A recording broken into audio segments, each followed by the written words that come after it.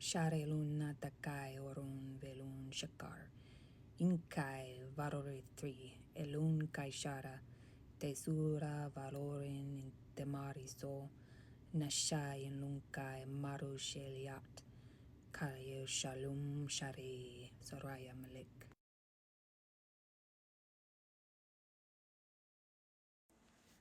Hey collective, it's your girl Soraya coming to you with today's word. This one might, if it at all might upset you or make you concerned.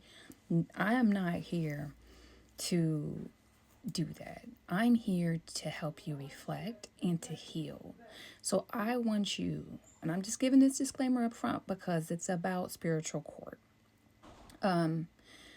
What I want you to do is just to reflect on your life. Ask yourself if it's applicable. And if it is, do whatever you need to do to, one, be honest with yourself, but then two, to make amends within yourself. And if applicable to other people, to do that too. You see, some of y'all are like, well, what is spiritual court?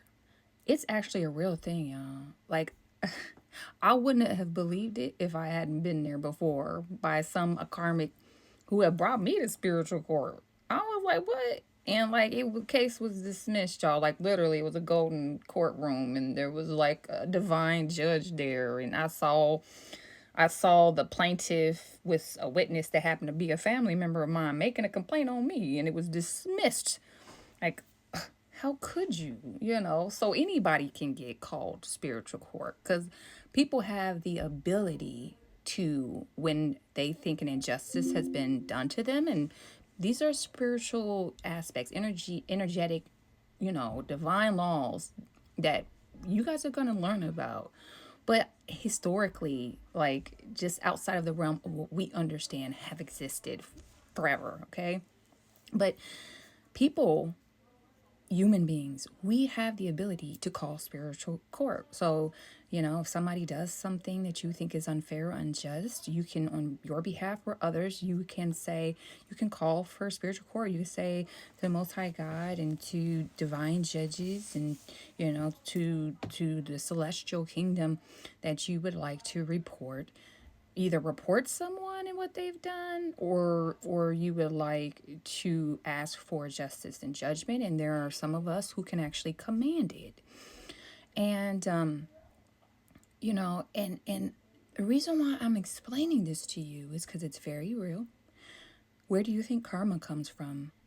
Like, if there is anything at all where you've done something and people didn't know about it outside of yourself, and you've done it to yourself or you've done it to other people, where you've harmed them, you've been able to hide it, you were able to manipulate it, distort it, or others knew about it and didn't really speak to it, but the harm still existed. Guess what? The world might have missed it. The world might not have seen it, but the ancestors keep receipts. Do you hear me? And I'm sorry, my hair is all messed up, y'all. It's one of them. But the ancestors keep those receipts, like for real, y'all.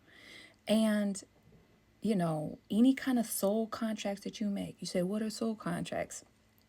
People enter into soul contracts sometimes not even understanding that they do. So, like, if someone entices you, or like if y'all have seen the movie Sinners, where like they have to say, you can come in, it's kind of like that. Like, whether it's allowing someone to come into your dwelling, or if you've made an agreement to help someone harm someone, or you have engaged with someone else helping harm, bullying someone, talking, trying to hurt someone because you're jealous, whatever it is, those are soul contracts.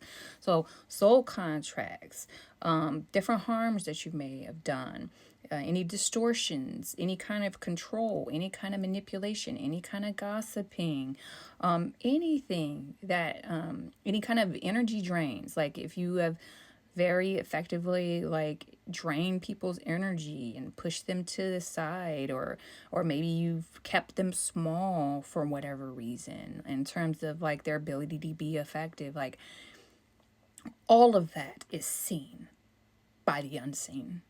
You cannot hide that. That's like where some people are like, oh, the spiritual movement's getting hijacked by fakes, people who don't really understand spirituality. I'm like, the unseen sees everything, including, most importantly, our hearts. The unseen knows our hearts. They see everything. And there are divine judges in spiritual court where you will, it might not be instant, but you definitely will one day have to account for what you have done. I always say to my family, you gonna get what you give. So make sure what you give is what you want to get back. And if you do it to the wrong person who might have some very sturdy ancestors, very powerful ancestors that are linked to any of the tribes. Do you understand? If you know, you know what I'm talking about. Or any other star family or inner realm family or any fae or elementals, and you step and you do something or you send negative energy. And for any of y'all practitioners out there who are like really into spirituality, but you might be on the dark side, you up there reading books and sending stuff and lighting candles and stuff on people, like, you could get mollywopped. Not just by the celestial. You understand me? There are divine laws that the universe has to abide by to be in balance. Now, don't get me wrong.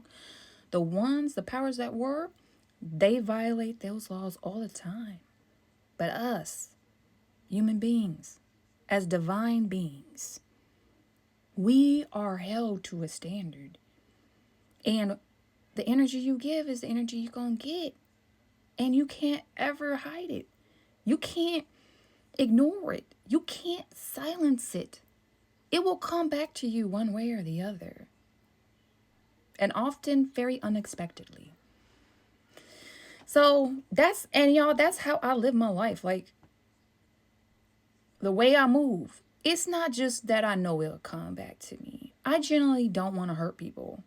I generally don't want to lie about anything that I feel. I don't want to lie about anything that I do. I don't want to have to operate behind the scenes to hurt people or to get my will or to control, because I don't need to do any of that. How I feel in the inside is what I share on the outside. There are rarely thoughts in my mind that I don't speak to the people around me. You heard me? Like 100. There might be information. There's definitely information that I withhold that is just for me and my higher self and my spirit team to know. That's mostly divine work in my star family. But in terms of like my authentic self, you see what you're gonna get. And I genuinely care about people. I genuinely care about this world. And I don't have time to be going around worrying about what other people are doing or not doing, and trying to control people. Why would I want to control people when the Most High God has made it that we have divine will to manifest what we would like? And also the vision. He has gifted us with the vision of it. Our bodies are divine technology in living form.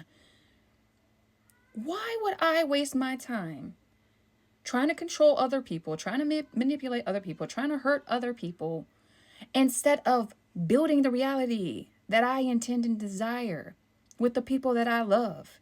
And then the people who identify like me and who I resonate with, building whole communities with them. There is so much work to be done, so much good, exciting, fun, satisfying things to do with our time.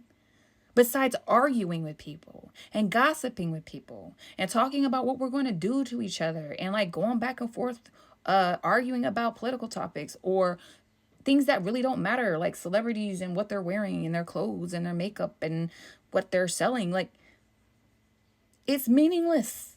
It's bland. It's boring. I'm sorry. There's a lot more things.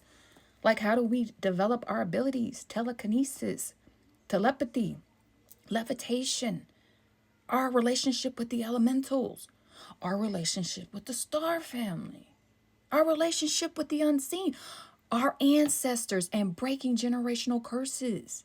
That's fun to me. All right, y'all. I hope that this message resonates. I hope it's helpful, and I love you. Peace.